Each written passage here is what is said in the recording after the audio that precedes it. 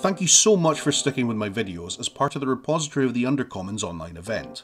I hope I was able to share some of the things I've learned over the course of my project with you, and that you're inspired and have loads of ideas now. We've covered a lot of ground, starting with the original idea for my Red Threads of Fate installation.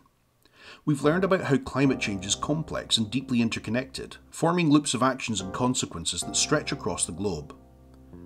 We've talked about how we can adjust the presentation of climate change data to our audiences for maximum impact. Most importantly, we've discussed how science communication should aim not just to educate people about the causes of climate change, but we should also be pointing our audiences in the direction of ways they can get involved. Especially ones that perhaps get overlooked, like ensuring people get paid fairly so they can afford to make choices, or ensuring that their political party of choice is putting up candidates that will make environmentally sound decisions. I better put my money where my mouth is and tell you how you can get involved. What I'd like you all to do depends on what you can do. If you're an academic, I'd like you to think along the lines of the feedback loops I've presented here. How does the field you're working in potentially affect the climate? How does it affect or limit other people or groups? Do your models take into account your field's decisions and innovations on its own ability to control its impact on the climate? Are you thinking of the influence you might have across disciplines and other parties? If you're involved in politics, like I said, get involved in your local party groups.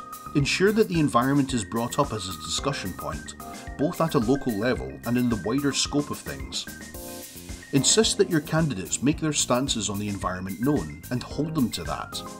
They rely on the support of their party to operate, and it's important for people to remember that the party isn't just members of parliament or the councillors who are elected. It's the members who need to take the power they are given and speak up. If you're a bright spark who's got a great idea for a change, particularly in the vein of the global loops I've been talking about, why not tell me about it? I'm always available on social media, and I'd love to do a follow-up video in the future to talk about the impact this video has had on folks. Social media is also the best way to keep track of my project too. I'm still keen to develop and show Red Threads of Fate somewhere in some form. It may not be as grand as my original vision, but I'd love to adapt it for display in smaller spaces perhaps. Maybe I could still host it in a gallery, with the threads suspended above the audience, intricate loops formed around them, sharing the same knowledge I've shared with you here. I'm looking forward to figuring it out. Thanks again for joining me, and I hope you enjoy the rest of our online event.